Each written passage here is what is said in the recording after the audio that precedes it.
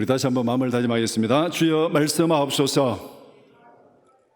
네, 말씀대로 지켜 행하는 우리 모두가 되기를 축복합니다. 이 한자성어에 동상이몽이라는 말이 있습니다. 말 글자 그대로 풀이하면은 같은 침대에 잠을 자면서 서로 다른 꿈을 꾼다는 그런 뜻입니다. 겉으로 보기에는 함께 있지만은 서로의 생각과 의도가 다르다는 그런 경우를 두고 하는 얘기입니다.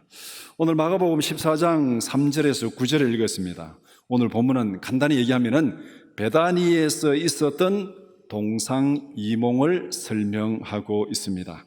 예수님께서 베다니를 방문하셨습니다. 많은 사람들이 예수님께로 모여들었습니다. 예수님께 대해서 큰 관심을 가진 것, 또 거기에 많이 모여든 것, 이거는 동상입니다. 겉으로 보기에는 다 관심을 가지고 예수님께로 모여들었습니다. 그런데 그 사람들이 관심을 가지는 그 내면을 들여다보면은 전혀 다른 것입니다. 같은 자리에 예수님께 관심을 가지고 모여들었지만은 그 내면의 동기는 전혀 다른 그런 모습을 오늘 이 본문에서 보게 됩니다. 예수님을 따르는 사람들 사이에서 생각이 서로 달랐습니다. 그래서 오늘 설교 제목을 예수님을 따르는 사람들의 동상이몽이라 그렇게 붙였습니다. 마가복음 14장 3절에서 9절을 두 부분으로 나눠서 함께 살펴보고자 합니다. 첫 번째는 베다니에서 있었던 일, 3절에서 5절입니다. 두 번째는 예수님의 평가와 해석, 6절에서 9절입니다. 첫 번째, 베다니에서 있었던 일입니다. 베다니에 오신 예수님은 누구의 집에서 식사를 하셨습니까? 오늘 본문 3절에 보면은 나병 환자 시몬의 집에서 식사를 했다. 그러니까 이 시몬이 누구인지는 정확히 알 수 없습니다. 성경에 이 시몬이 누구냐 알 수가 없습니다. 그 자리에 누가 참석했느냐는 이렇게 추정해가지고 또 다른 성경 본문 보면은 여러 사람들 참석한 사람들을 이렇게 파악은 할 수 있는데 이 시몬이 누군지에 대해서는 성경에 구체적으로 언급이 없습니다. 그래서 어떤 사람들은 생각하기를 이 시몬이 나사로의 아버지가 아니겠는가 그렇게 얘기하는 사람도 있고 아니면 이 시몬이 마르다나 마리아의 남편이 아니겠는가 그렇게 얘기하는 사람도 있습니다. 어쨌든 오늘 이 본문에서 시몬이 누구인지는 딱 특정해서 말할 수 없는데 아마 나사로, 마리아, 마르다 이 사람들하고는 굉장히 가까운 사람인 것만은 틀림이 없습니다. 이 세 사람이 그 잔치에 다 참석하고 거기에서 아주 좀 굉장히 중요한 역할들을 하고 있는 것을 볼 때 하여간 가족이나 아니면 가까운 이웃이거나 가까운 사람인 것은 분명한데 누구인지는 정확하게 알 수 없다. 그리고 시몬이라는 이름은 유대인의 이름 중에서 가장 흔한 이름입니다. 시몬, 가장 흔한 이름. 그래서 같은 이름이 많이 있었을 것입니다. 그 사람을 특정하기 위해서 앞에 별명을 붙였습니다. 그래서 나병 환자 시몬, 시몬이라는 이름이 많이 있었죠. 우리나라도 이름도 이렇게 이름도 추세가 있잖아요. 드라마에 유행을 하면 또 이름이 또 애들도 바뀌고 이랬는데 옛날에 우리 이름은 여자분들 이름은 현숙이, 영자 이런 이름이 많았잖아요. 우리 교회도 제일 많은 이름이 영자입니다. 그래서 어느 지역에 사는 영자 앞에 붙여야 합니다. 어느 구역에 있는 영자. 안 붙이면은 누군지를 몰라요. 그래서 저희도 시몬도 이름이 제일 흔한 이름이기 때문에 그 앞에 별명을 붙이는 거예요. 그 별명이 뭐냐면은 나병 환자 시몬. 그러니까 이 시몬이 지금 현재 나병에 걸려가지고 앓고 있다는 말은 아니죠. 만약에 이 사람이 지금 나병을 앓고 있으면 잔치를 할 수 없고 같이 어울려서 살 수가 없습니다. 격리되어야 되기 때문에. 근데 아마도 예전에 나병에 걸렸다가 지금은 다 치료받고 이제 건강하게 같이 생활하는 그 사람일 것입니다. 그래서 나병에 걸렸다가 치료받은 시몬, 나병 환자 시몬, 아마 이렇게 그 사람을 특정해서 부르고 있습니다. 그 다음에 이 베다니는 예루살렘에서 한 5리 정도 떨어져 있는 동네입니다. 감난산 자락에 위치한 동네입니다. 예수님께서 예루살렘을 방문할 때마다 머무는 곳이 베다니입니다. 우리가 복음서를 쭉 읽어보면은 예수님이 주로 갈릴리에서 사역을 하다가 이제 6월절이나 아니면 다른 명절에 이제 이 예루살렘으로 올라갑니다. 올라가다 보면은 이제 베다니에 거처를 두고 또 성전에 들어갔다가 가르치고 그다음에 또 저녁에도 또 베다니로 나오시고 그런 그 내용들이 성경에 많이 기록되어 있습니다. 그러니까 베다니는 쉽게 말하면은 뭐 우리가 오늘날 이 대구 시내를 얘기하면은 대구시에 붙어 있는 경산 정도 뭐 아마 이렇게 생각하면은 아마 예루살렘과 베다니를 좀 이해하기 쉬울 것입니다. 그래서 이 예루살렘에 방문할 때마다 베다니에 거처를 두고 계속 활동하는 그런 모습을 보여줍니다. 그리고 이 베다니에는 나사로, 마르다, 마리아가 살고 있었습니다.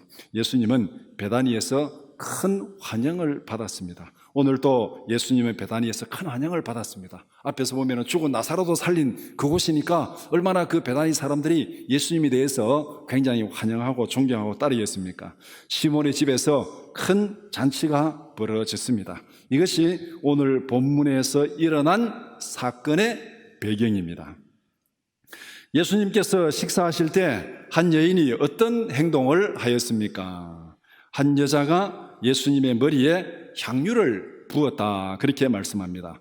순전한 나드 향유 한 옥합, 이렇게 본문이 말하고 있는데, 이 순전한 나드, 아주 순수한 나드, 뭐 우리가 뭐 금을 얘기할 때도 뭐 순금 뭐 18K 뭐 이렇게 얘기하죠. 좀 섞은 그런 얘기하잖아요.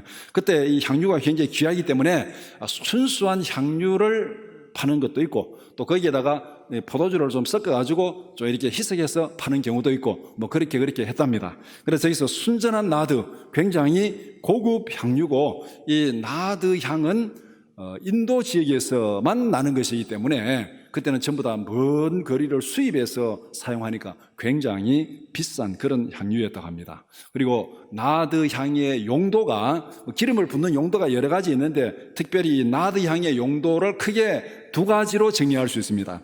첫 번째는 시신에 향유를 발라서 악취가 나는 것을 방지했습니다. 유대인들의 장례 풍습을 보면은 뭐 때로는 뭐 요셉의 장례 같은 경우는 한 50일 뭐 이렇게 해가지고 막 향유도 바르고 뭐 이렇게 하는 그런 풍습들이 있는데, 그래서 이 시신에다가 향유를 발라가지고 이 시체의 냄새를, 썩는 냄새를 제거하는 것, 이것이 나드 향의 첫 번째 용도고, 그 다음에 두 번째는 귀한 손님이 방문했을 때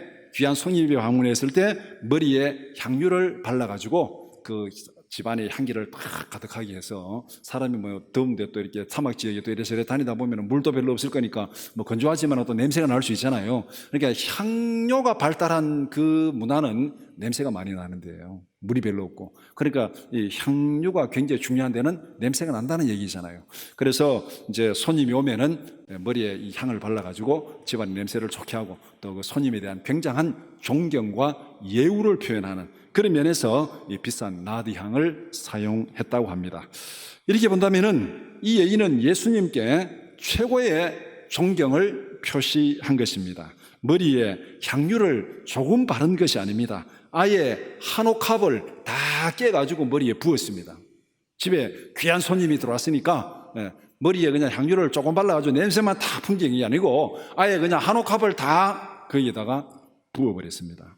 값으로 따지면은 300데나리온 넘게 받을 수 있는 값이라고 뒤에 나오고 있습니다. 자기가 애지중지 모아놓은 전 재산을 예수님의 머리에 다 부었다, 그렇게 말할 수 있습니다. 그래서 보통 여인들이 이 비싼 향유를 이렇게 모으는 것은 아마 뭐 사이로 말하면은 재테크의 한 방법이라고도 말합니다. 향유를 사 모아가지고 이제 돈을 모아서 나중에 뭐 결혼을 하거나 뭐 필요할 때 그것을 팔아서 목돈을 마련하는 그런 의미에서 재테크의 수단일 수도 있는데, 300데나리온이면 적어도 오늘날 돈으로 계산하면 한 4, 5천만 원 정도 되는 돈입니다. 그러니까 1년 연봉 정도 되니까. 그러니까 이 여인은 자기 나름대로는 굉장히 모아놓은 애지중지한, 어떤 면에서 보면 이 여인이 가지고 있는 전 재산을 다 예수님의 머리에 부었다, 그렇게 말할 수 있습니다. 예수님께 사랑과 공경을 표현하는 데는 아까운 것이 없다. 자기의 가장 귀한 것, 전 재산, 그것도 아깝지 않게 예수님의 머리에 부었습니다. 이 여인의 행동은 예수님께 대한 진정한 공경의 표현입니다. 순수한 사랑의 표현입니다. 생명까지도 아끼지 않는 진정한 헌신의 표현이었습니다. 이것 이상으로 그 여인이 예수님께 대한 자기의 진실한 마음을 표현하는 방법은 없었을 것입니다. 자기가 표현할 수 있는 최고의 예우, 그때 당시에 이 문화적인 풍습에서 예수님께 할 수 있는 최고의 예우를 자기가 가진 전부를 다 들여가지고 그렇게 예수님 앞에 사랑과 존경과 헌신을 표했습니다. 이것이 오늘 본문에서 이 여인이 한 행동입니다. 한 여인의 행동에 대해서 주위 사람들은 어떻게 반응하였습니까? 주위 사람들은 여인의 행동에 분노하며 비난했습니다. 그들이 분노하고 비난한 이유는 두 가지입니다. 이 여인은 자기의 중심으로 예수님께 사랑과 공경과 헌신을 표했는데 주위 사람들은 그 진심을 알 수가 없었습니다. 그래서 그들에게, 그 여인에게 분노하고 비난했는데 그 이유가 뭐냐면, 첫 번째, 어찌하여 이 향유를 흡입하느냐? 어찌하여 이 향유를 흡입하느냐? 이 향유가 비싼 거는 다 알고 있습니다. 다 냄새만 맡아도 뭐 다 알잖아요. 향유, 그냥 그 사람들이 향유 냄새 맡아도 이게 무슨 향이고 값이 얼마인지는 다 알잖아요. 요사이에 뭐 커피 매니아들은 커피 냄새만 맡아도 이게 뭐 어디서 원산지가 어딘지 뭐 그거 알더라고요. 좀 신기한 그런 또, 예. 근데 이 사람들이 향유 냄새 맡으면 이게 얼마나 비싼지, 얼마나 귀한 건지 다 알 것입니다. 그래서 이 비싼 향유를 왜 이렇게 흡입하느냐, 이렇게 지금 이 여인을 책망하고 있습니다. 낭비하고 흡입한다는 것은 어떻게 보면은 주관적인 판단 아니겠습니까? 낭비하고 흡입한다는 것은 어떻게 보면 주관적인 판단입니다. 왜냐하면은 다른 사람이 그게 별로 중요하지 않아도 내게는 그게 굉장히 중요하면은 나는 거기에 아낌없이 돈을 쓰는 겁니다. 근데 그 사람이 어떤 것을 그냥 왜 낭비하느냐? 물론 그것이 객관적으로 판단할 수도 있지만은 이 낭비한다는 것은 어떻게 보면 굉장히 주관적인 판단일 수 있습니다. 예수님께 받은 은혜가 크면 클수록 아까운 것이 없습니다. 예수님께 받은 은혜가 크면 클수록 아까운 것이 없습니다. 예수 믿지 않는 사람들이, 예수 믿는 사람들이 교회에 헌금하는 거 보면 도저히 이해가 안 되는 거죠. 이해가 안 돼요. 세금도 힘든데 어떻게 교회에 그렇게 헌금할 수 있느냐? 뭐 요사이 뭐 코로나 때문에 뭐 예배 때문에 여러 가지 갈등이 있으니까 뭐 다 돈 때문에 그런 거 아니냐, 뭐 그렇게 또 하는 사람들인데, 그건 어쨌든 뭐 그 사람들의 생각이고, 어쨌든 우리가 예수님께 받은 은혜가 크면 클수록 우리는 아까운 것이 없습니다. 받은 은혜를 깨닫지 못하면은 조그만한 것도 아깝습니다. 예수님께 받은 은혜가 크면은 클수록 예배 시간이 정말 귀중합니다. 그런데 이 은혜를 모르고 깨닫지 못하면은 이 예배 시간은 시간 낭비예요. 이런데도 예배 드리겠다 하는 사람은 또라이들이에요, 이거는. 은혜를 깨닫지 못하면은 이 예배의 기준을 알 수가 없습니다. 그러니까 오늘 이 여인도 지금 비난을 받는 것은 이 사람들이 그 하나님에 대한 은혜를 지금 깨닫지 못해요. 이 여인이 가졌던 그 은혜를 깨닫지 못하니까 이 여인의 행동을 도무지 이해할 수가 없습니다. 그래서 어찌하여 향유를 흡입하느냐? 이것은 오늘 어쩌면은 예수 믿지 않는 사람들이 예수 믿는 사람들을 보고 어찌하여 교회 가서 시간도 그렇게 흡입하고 돈도 그렇게 흡입하느냐, 이렇게 비난하는 거나 별로 다를 바가 없습니다. 두 번째는 300데나리온에 팔아서 가난한 자를 구제하는 것이 낫겠다, 그렇게 얘기하고 있습니다. 대안을 제시하면서까지 그 여인의 행동을 책망하고 있습니다. 사람들로부터 분노에 찬 비난을 들은 이 여인의 마음은 어떻겠습니까? 입장을 바꿔놓고 주위 사람들은 이 여인을 막 이렇게 막 몰아가지고 막 이렇게 나쁘다고 막 분노하고 비난하고 그렇게 하고 있습니다. 그런데 그 분노와 비난을 듣는 이 여인의 입장, 여러분들이 막 이 여인의 입장이 어떻게 되겠습니까? 자기는 잘한다고, 가장 귀한 것으로 예수님께 잘한다고 사랑과 존경과 헌신을 표했는데, 아니 칭찬은 고사하고 사람들로부터 막 분노에 찬 비난과 저주에 가까운 책망을 듣고 있습니다. 지금 완전히 뭐 얼떨결에 뒤통수를 맞아도 이렇게 맞는 수가 없는 것이죠. 대중이, 여론이, 주위 사람들이 이 여인을 완전히 막 희생양으로 삼아가지고 막 분노하고 비난하고 막 저주하고 있습니다. 이런 대중적 분노에는 유다의 위선적인 선동이 거기에 있었습니다. 대중이 분노할 때는 거기에 위선적인 선동이 들어가게 되어 있습니다. 이거는 역사적으로 옛날이나 오늘날이나 변함이 없습니다. 누군가의 위선적인 선동이 들어가가지고 거기에 대중적인 분노가 일어나는 거예요. 요한복음 12장 4절에서 6절 말씀 우리 같이 보겠습니다. 제자 중 하나로서 예수를 잡아줄 가룟 유다가 말하되 이 향유를 어찌하여 300데나리온에 팔아 가난한 자들에게 주지 아니하였느냐 하니, 이렇게 말하면 가난한 자들을 생각함이 아니요 그는 도둑이라. 돈꾀를 맞고 거기 넣는 것을 훔쳐가미로라. 그는 도둑이라. 그는 도둑이라. 도둑이 어떤 자면, 도둑이는 기부받은 돈을 사적으로 가로채는 자가 도둑입니다. 그는 도둑이라. 돈꾀를 맞고 거기 넣는 것을 훔쳐가미라. 이 돈깨를 맡아 거기 사람들이 기부하고 헌금하는 거, 그거 뒤로 빼돌려 훔쳐가는 거, 이게 도둑입니다.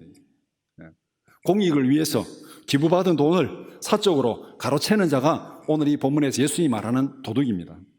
유다의 위선은 타락한 인간의 본성을 보여주고 있습니다. 정도의 차이가 있을 뿐이지 우리에게는 이런 본성이 다 있습니다. 죄를 범한 인간은 이런 본성을 다 가지고 있습니다.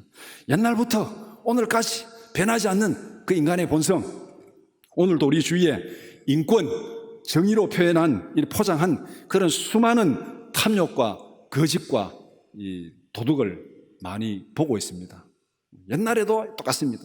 제가 요사 여러 가지 어려운 시기를 당하면서 정말 회를 가면서 역사적인 이런 기록들을 쭉 보니까, 역사들은 기록들을 보고 책을 보고 내린 결론이, 인간 역사에 문제가 없었던 시기는 한 번도 없었다.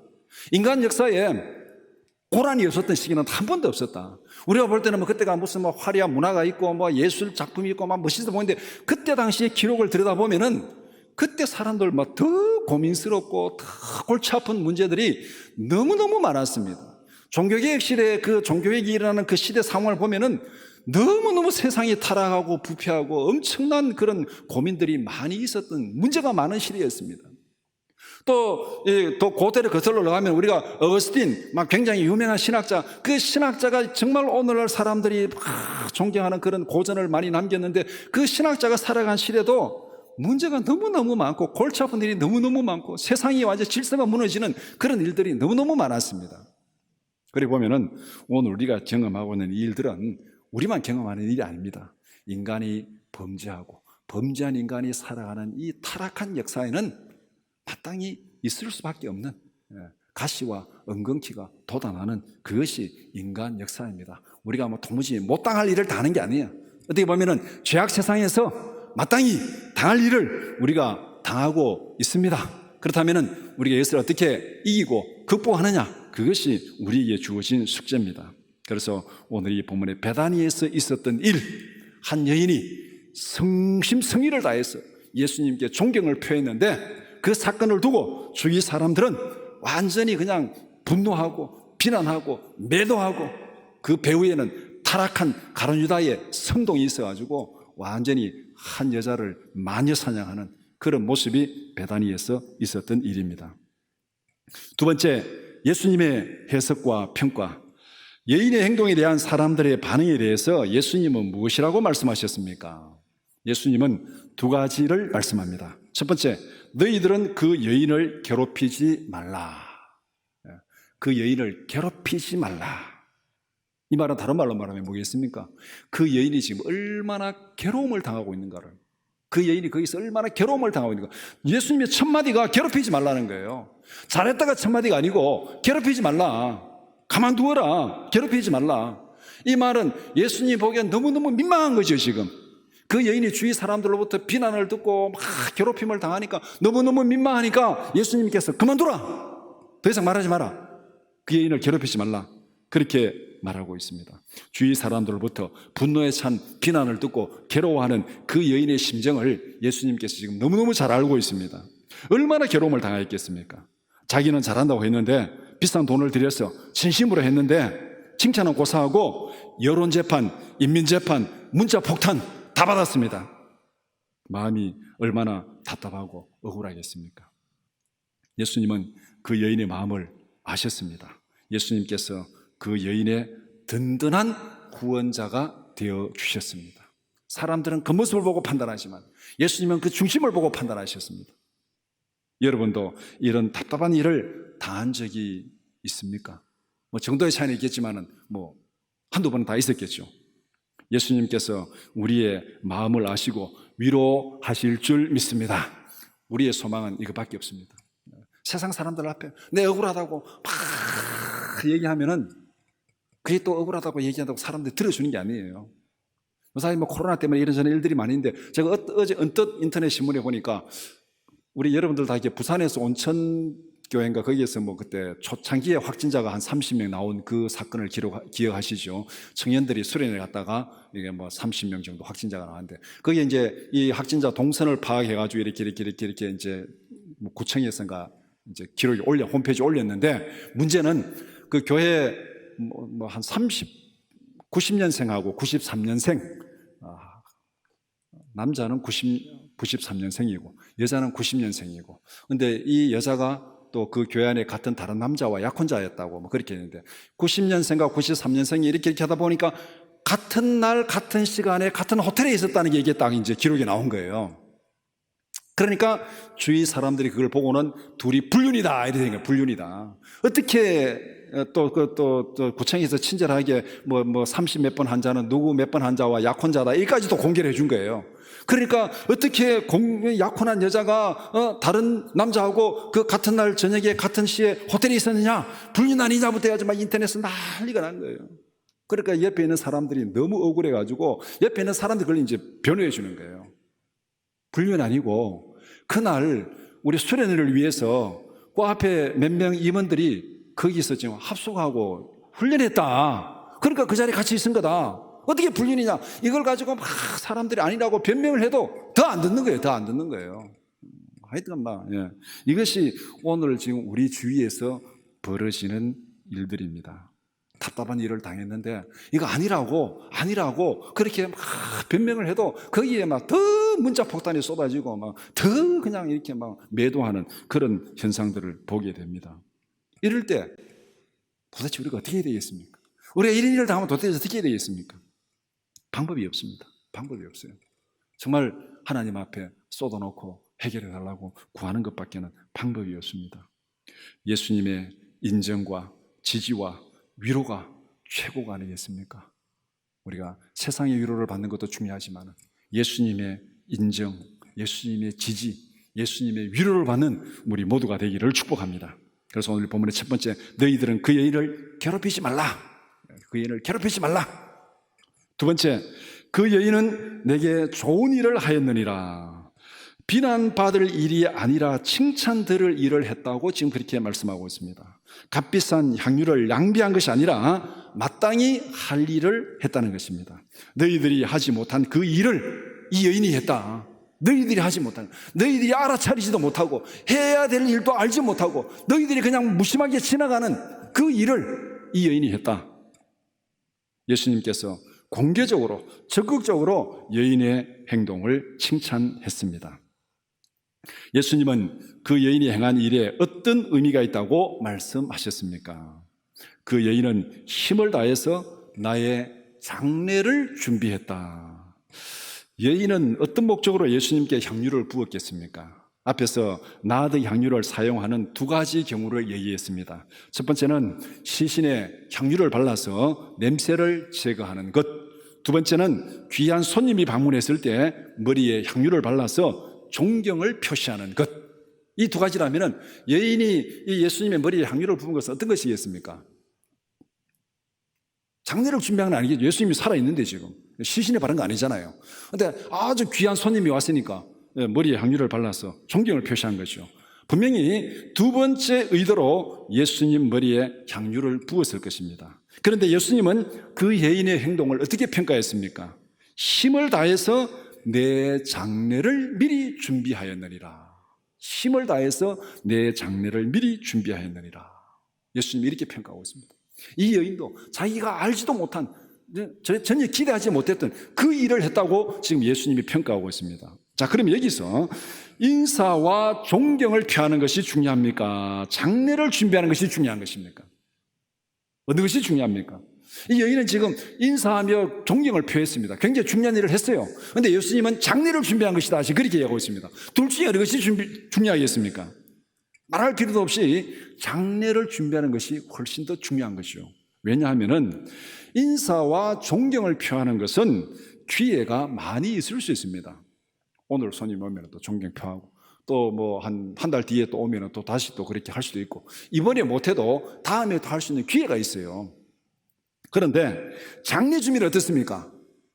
장례 준비는 기회가 더 있습니까? 딱 한 번이에요. 딱 한 번. 우리 성도님 중에서 어떤 권사님이 뭐 그런 얘기하는 걸 제가 간접적으로 들었습니다. 아이고, 우리 남편이 갈 때 내가 리무진에 모셔야 되는데 리무진에 못 모셔가지고 지금도 내가 참 한이 된다고 그렇게 얘기하는 분이 있어요. 장례하는데 리무진에 모신들 안 모신들 뭐 별 차이가 있겠습니까? 그분이 뭐 리무진에 모시면 천국 가고 리무진에 안 모시면 천국 못 가고 그런 건 없잖아요. 그런데 가족 입장에서는 정말 이 장례는 일생에 한 번인데 좀 더 내가 할 수 있는 최선을 다해서 해주고 싶다는 것이 가족 입장이잖아요.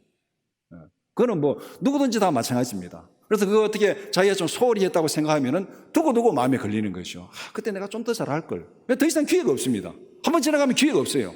그러니까 장례는 우리가 최선을 다해서 준비하는 거잖아요. 한 번 지나가면 기회가 없기 때문에.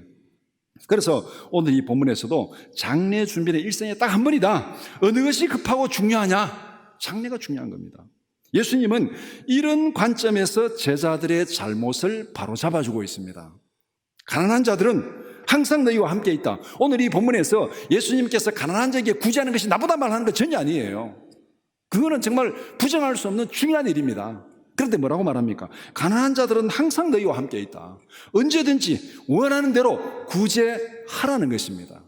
언제든지 원하는 대로 구제하라. 오늘 못하면 내일 해도 되고 항상 너희와 함께 있으니까 너희 마음만 먹으면 언제든지 할 수 있다, 구제는. 그런데 나는 항상 너희와 함께 있지 않다. 이 말은 결국은 예수님의 임박한 죽음을 예고하고 있습니다. 임박한 죽음을 예고하고 있으면서 장례 준비는 이때가 아니면 할 수 없다. 그러니까 이 여인은 정말로 귀중한 일을 한 거다. 너희들은 지금 정신도 못 차리고 좀 분별도 못하고 지나가지만은 이 여인은 정말로 중요한 일을 한 것이다. 이때가 아니면은, 지금 아니면은 할 수 없는 그것을 이 여인은 한 것이다. 그렇게 예수님께서 평가하고 있습니다. 예수님은 그 여인의 행동을 어떻게 칭찬하였습니까? 이 여인의 행동은 온 천하에 전파되리라, 그렇게 말씀합니다. 복음이 전해지는 모든 곳에서 기억되고 기념되리라. 역사적으로 기념할 만한 아름답고 고귀한 일을 했습니다. 여인의 행동은 역사가 흐를수록 더 칭찬을 받고 더 기억되는 그런 행동이라고 말씀합니다. 어떤 사건은 당대에는 칭찬을 받았는데 후대에는 역적이 되는 경우도 있습니다. 어떤 사건은 당대에는 온갖 비난을 다 들었는데 후대에는 칭찬을 듣는 그런 경우도 있습니다. 사건도 그런 경우도 있고, 우리가 뭐 소설이나 책도 그런 경우 있죠. 어떤 소설은 당대에는 베스트셀러가 됐는데 조금만 지나가면은 다 잊혀진 그런 뭐 흔적도 없는 책들이 있고, 어떤 책은 당대에는 전혀 인기도 없고 출판도 제대로 안 됐는데 사후에 몇십 년, 몇백 년이 지난 다음에 완전히 막 이렇게 굉장히 또 칭송을 받는 그런 고전들도 많이 있습니다. 역사의 평가라는 것은 지금 이 순간의 평가와 다를 수 있다는 겁니다. 그러면은 여인과 가룟 유다의 인생에 대한 역사의 평가는 어떻게 나타나고 있습니까? 여인의 행동은 주위 사람들에게는 비난을 들었습니다. 분노와 저주에 가까운 비난과 책망을 들었습니다. 그런데 예수님께는 칭찬을 들었습니다. 그의 선행은 성경에 기록되어서 길이길이 기억되고 있습니다. 이것이 이 여인의 삶에 대한 역사의 평가입니다. 가룟 유다의 행동은 어떻습니까? 구제라는 명분으로 포장해서 돈을 탐내고 훔쳤습니다. 겉으로는 드러나지 않았습니다. 아주 아름답게, 겉으로는 아주 멋있게 포장을 했기 때문에 겉으로는 드러나지 않았어요. 그러나 그 속에는 탐욕이 있고 도둑입니다. 겉으로는 선으로 포장했지만은 속으로는 도둑질하고 있는. 그래서 주위 사람들의 지지를 받았습니다. 가룟 유다가 선동하니까 주위 사람들이 다 거기에 동조해가지고 이 여인을 비난하고 책망했습니다. 눈앞에서는 주위 사람들로부터 지지를 받은 거예요. 역사는 위선과 탐욕으로 살았던 가룟 유다를 어떻게 기록하고 있습니까? 마태복음 27장 3절에서 5절 말씀 같이 보겠습니다. 그때에 예수를 판 유다가 그의 정죄됨을 보고 스스로 뉘우쳐 그 은 30을 대제사장들과 장로들에게 도로 갖다 주며 이르되 내가 무지한 피를 팔고 죄를 범하였도다 하니 그들이 이르되 그것이 우리에게 무슨 상관이냐? 내가 당할 학은을 유다가 은을 성소에 던져놓고 물러가서 스스로 목매어 죽은지라. 겉으로는 구제라고 선행으로 포장해가지고 속으로는 탐욕을 품고 돈을 훔친 도둑의 마지막 모습입니다. 이중적인 삶이 거두는 최악의 열매는 자살입니다. 가룟 유다의 역사적 평가는 이것으로 끝난 것입니다. 말씀을 정리해 봅시다. 오늘 말씀의 핵심은 예수님에 대한 동상이몽입니다. 서로 다른 생각을 가지고 예수님을 따르고 있습니다. 본문은 마리아와 가룟 유다의 행동을 대조시키고 있습니다. 마리아와 가룟 유다의 차이점을 돈이라는 관점에서 한번 비교해 봅시다. 마리아는 예수님을 위해서라면 세상에 아까운 것이 없었습니다. 왜냐하면 그는 부활의 진리를 깨달았습니다. 그의 오라비 나사로가 살아나는 그것을 현장에서 보고 목격하고 체험한 사람입니다. 뿐만 아니라 부활의 은혜를 직접 현장에서 경험했으니까 이 예수님이야말로 내가 부활이요 생명이고 진리인데 예수님이야말로 돈으로 바꿀 수 없는 부활의 영원한 진리를 체험했습니다. 그래서 그는 비싼 나드 향유도 기쁨으로 예수님께 부어드렸습니다. 이것이 마리아의 모습입니다. 가룟 유다는 어땠습니까? 유다의 관심은 돈에 있었습니다. 예수님에 대한 은혜 체험은 없었습니다. 구제라는 명분으로 포장하지만은 실제로는 돈을 훔치는 도둑이었습니다. 그는 돈이 되니까 예수님을 따라다녔습니다. 돈깨를 맡아가지고 거기 있는 것 수시로 뒤로 빼냈다고 예수님이 말하고 있잖아요. 예수님이 어떻게 감사를 했는지, 감사 결과를 어떻게 발표했는지는 모르겠는데 예수님은 알고 있었습니다. 돈깨를 맡아가지고 뒤로 빼냈다고. 나중에 예수님께 실망하자 돈을 받고 예수님을 팔아버렸습니다. 은 30에 돈을 받고 예수님을 배반해버렸습니다. 그러니까 처음부터까지 돈이에요. 가룟 유다의 관심은 예수님을 따르는 그 목적이 돈입니다. 마지막에는 돈을 받고 예수님을 배신하고 팔아버린 그것으로 봤을 때 가룟 유다의 예수님을 따르는 근본적인 동기는 돈이었습니다. 가룟 유다의 삶은 정확하게 디모데전서 6장 10절 말씀을 실천하는 삶이었습니다. 디모데전서 6장 10절 우리 한번 같이 보겠습니다. 돈을 사랑함이 일만하기에 뿌리가 되나니 이것을 탐내는 자들은 미혹을 받아 믿음에서 떠나 많은 근심으로서 자기를 찔렀도다. 이 모습 그대로잖아요. 가룟 유다 모습이. 돈을 사랑해 일만하게 뿌리고, 그러니까 여인을 막 선동해가지고 막 비난하고 책망하고, 나중에 예수님을 비난하고 예수님을 배신하고 팔아버리고, 그래서 많은 근심으로서 자기를 찔렀도다. 많은 근심으로써 나중에 돈 가지고 재산들 앞에 가지고 내가 잘못해서 돈 던져주고 막 하다 결국은 자기를 찔러서 목매가지고 배 터져서 죽어버렸습니다. 마리아와 가룟 유다 중에서 누구의 행동이 옳았습니까? 어떤 관점에서 옳고 그름을 평가해야 되겠습니까? 세상 사람들의 관점입니까? 여론의 관점입니까? 아니면은 예수님의 관점입니까? 성경의 관점입니까? 무엇으로 우리는 옳고 그름을 평가해야 되겠습니까? 우리는 여론이 아니라 날마다 성경의 관점으로 세상을 바라보는 연습을 해야 됩니다. 여론은 수시로 움직일 수 있습니다.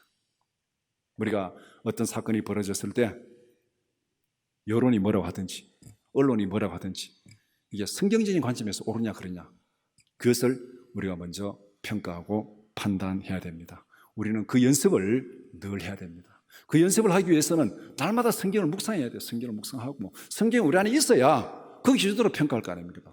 성경이 없는데 어떻게 평가하겠습니까? 우리가 환자가 왔는데 환자를 진단하려고 그러면은 의사가 평소에 공부를 많이 해가지고 안에 이 의술 지식이 많이 있어야 되잖아요. 지식이 많이 있어야, 또 경험이 많이 있어야 환자를 보면은 이거다 저거다 평가를 하는데, 이 뭐 의사가 환자를 보는데 뭐 공부도 제대로 못했고 경험도 없는데 흔히 말하는 돌팔인데 환자가 오면은 평가를 제대로 하겠습니까? 진단을 못 하잖아요. 그래서 의사가 환자를 제대로 진단하고 치료하려고 그러면은 많은 기술과 지식이 있어야 됩니다. 그와 마찬가지로 우리가 성경의 관점으로 세상을 평가하고 판단하려고 그러면은 우리가 말씀으로 늘 우리 자신을 연습하고 훈련해야 됩니다. 무엇을 위해서, 무엇을 포기해야 되겠습니까? 돈을 위해서 진리를 포기해야 되겠습니까? 아니면은 진리를 위해서 돈을 포기해야 되겠습니까?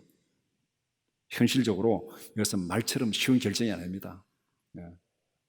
우리가 이거 뭐 진리를 위해서 돈을 포기해야 되죠. 답은 그래 나오는데 실제 행동으로 하기는 이게 정말 쉽지 않습니다. 이것 또한 하나님의 은혜가 없이는 할 수 없습니다. 우리는 알고 있습니다. 진리를 위해서 돈을 포기해야 된다고 알고 있습니다. 그러나 이 알고 있는 것을 행동으로 실천하기 위해서는 거기에 성령의 전적인 은혜와 지원이 없이는 우리가 그 일을 할 수 없습니다. 우리가 하나님 앞에 겸손하게 나가서 기도하고 하나님의 도움을 구해야 될 이유가 바로 여기에 있어요. 우리가 보고 듣고 알고 믿는 대로 실천할 수 있는 그 은혜를 달라고, 그 능력을 달라고, 실천적인 지혜를 달라고 우리가 하나님 앞에 구해야 됩니다. 가룟 유다의 실패를 거울 삼아서 자신을 점검하고 잘못을 고쳐서 예수님의 지지와 칭찬을 듣는 우리 모두가 되기를 축복합니다.